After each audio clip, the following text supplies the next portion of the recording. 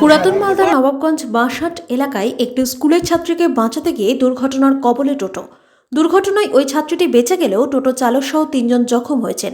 তবে টোটো চালকের অবস্থা আশঙ্কাজনক, তাকে মৌলপুর গ্রামীণ হাসপাতালে পাঠানো হয়েছে। শুক্রবার বেলা 1টা নাগাদ ঘটনাটি ঘটে। জানা গেছে ওই শিশুটি নবাবগঞ্জ রোড পার হচ্ছিল। ওই সময় টোটো চলে আসে। শিশুকে বাঁচাতে গিয়ে টোটো উল্টে যায়।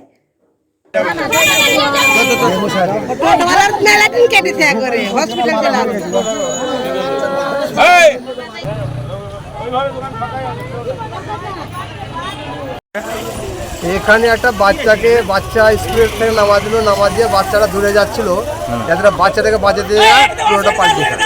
আচ্ছা, কিভাবে হয়েছে? ব্রেক খুব জোরে মেরেছে, ব্রেকটা।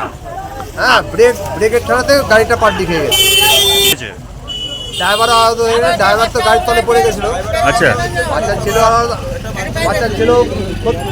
বাচ্চা ছেলেটারও আঘাত পেয়েছে, প্যাসেঞ্জার ছিল তারা আঘাত পেয়েছে, সবাই আঘাত পেয়েছে।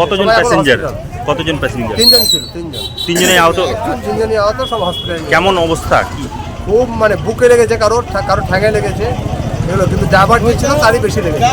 আচ্ছা, স্কুল থেকে ছোট বাচ্চা তো গাড়ি থেকে নামিয়ে দিয়েছে আর দৌড় মেরেছে। হ্যাঁ, না দেখে শোনা। আচ্ছা, তখনই কিন্তু এই দুর্ঘটনাটা ঘটেছে।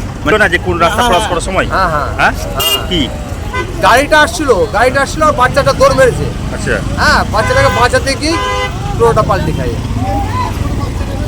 এটা কোন এলাকা? এই যে নবাবগঞ্জ বাঁশহাটি। আপনার নাম? সুভাষ আচার্য।